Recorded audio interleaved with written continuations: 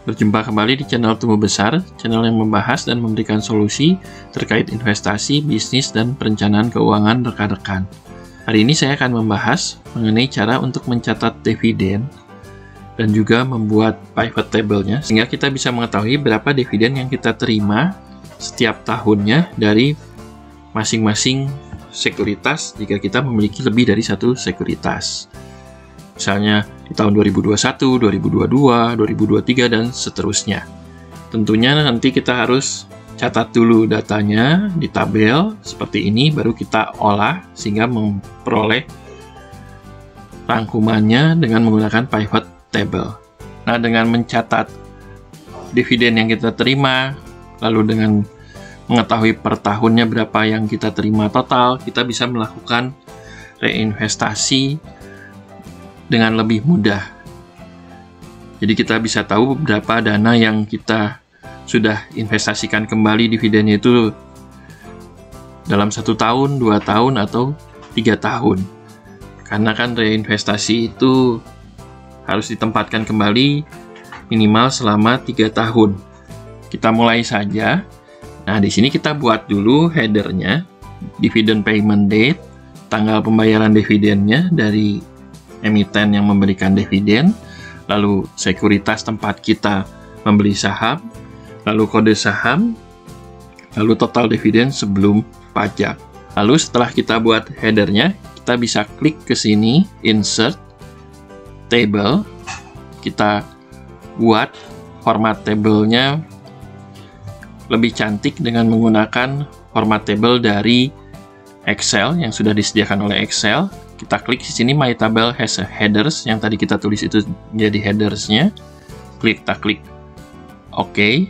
Nah, di sini kita bisa pilih formatnya.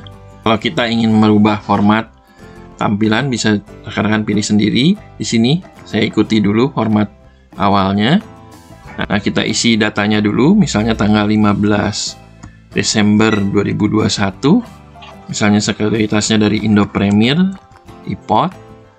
Misalnya saya menerima dividen dari Toto, total dividennya sebelum pajak itu 50.000. Yang kita masukkan di sini adalah yang sebelum pajak. Nah, di sini kita lihat untuk dividen payment date-nya, saya misalnya akan rubah formatnya, saya tinggal klik di sini. Kursornya saya taruh di kolom paling atas, lalu saya klik kanan, saya format cell, date, tinggal rekan-rekan pilih yang nyaman buat rekan-rekan yang mana. Setelah saya pilih, saya klik OK. Nah, di sini yang saya pilih tampilannya seperti ini. Lalu untuk total dividen sebelum pajak, saya klik juga di atas kolomnya, lalu klik kanan, format cell, saya pilih yang number, use 1000 separator, OK. Tampilannya seperti ini, jadi nanti setiap rekan-rekan menerima dividen tinggal dimasukkan di sini datanya. Ini datanya sudah saya masukkan, tinggal rekan-rekan nanti ketikkan saja setiap kali menerima dividen di sini. Jika sekuritasnya rekan-rekan memiliki lebih dari satu, nanti pada saat menerima misalnya dari Ajaib, tinggal rekan-rekan masukkan di sini sekuritasnya. Lalu jika ada lagi misalnya Mirae, tinggal masukkan saja di sini sekuritasnya, tergantung dari mana rekan-rekan menerima dividen tersebut. Nanti jika menerima dividen baru lagi, tinggal rekan-rekan tambahkan di sini. Kita akan buat dulu pivotnya. Caranya mudah sekali, tinggal rekan-rekan sini klik dulu di dalam tabel di sini, di mana saja selama masih di dalam tabel, lalu klik insert, lalu pilih pivot table. Nah, di sini table range-nya table 2. Nama tabelnya ini kita pilih saja di new worksheet, lalu kita klik OK. Nah, dividen payment date-nya ini kita taruh di bagian rows di sini. Kita geser, caranya kita arahkan dulu ke dividen payment date-nya, lalu kita klik mouse sebelah kiri, lalu kita geser ke rows-nya. Kita lepas. Nah, dia tampil di sini di row labels-nya. Lalu untuk sekuritasnya kita taruh di bagian kolom di sini, caranya sama. Kita arahkan, lalu kita klik kiri, lalu kita geser ke kolom. Nah, lalu untuk total dividen sebelum pajak, kita arahkan dulu ke total dividen sebelum pajak, lalu kita klik, kita geser sampai di values. Nah, ini sudah keluar. Nah, lalu kita klik dulu di bagian isinya, di total dividen ini yang di sum. Kita klik kanan, kita rubah dulu formatnya, kita klik number format, lalu kita pilih number. Di sini kita use 1000 separator agar mudah melihatnya. Kita klik OK. Nah, dia sudah ada pemisah ribuannya.